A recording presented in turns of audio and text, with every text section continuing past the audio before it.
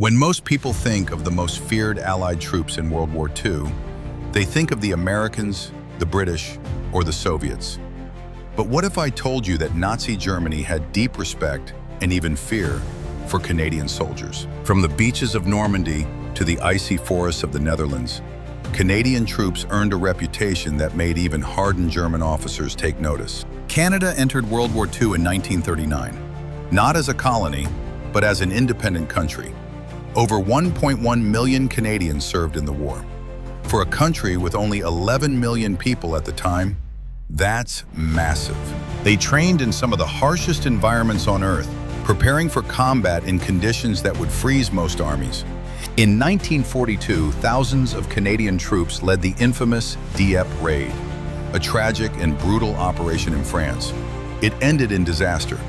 Over 900 Canadians were killed and nearly 2,000 captured. But German commanders noticed something: the bravery and toughness of the Canadians. Even in failure, they fought with relentless courage. Fast forward to June 6, 1944. D-Day, Canadians landed at Juno Beach, one of the most heavily defended zones. They pushed further inland on day one than any other Allied unit. German officers reading after-action reports described Canadian infantry as tenacious, disciplined, and hellishly aggressive. One of the toughest campaigns in Western Europe was the Battle of the Scheldt in the Netherlands. Mud, mines, machine guns. It was a nightmare.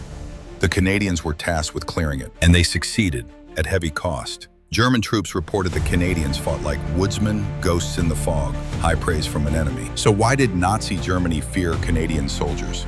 Several reasons. Elite training in harsh climates, no fear of close combat, calm, professional leadership experience from World War I passed down, a unique mindset, not seeking glory, just determined to finish the job. In many German unit reports, Canadians were seen as some of the most effective and dangerous opponents on the battlefield. They didn't fight for conquest or empire. They fought because it was right, and their enemies never forgot it. Canadian soldiers didn't boast, but history remembers, and even Nazi Germany learned to respect the maple leaf on the battlefield.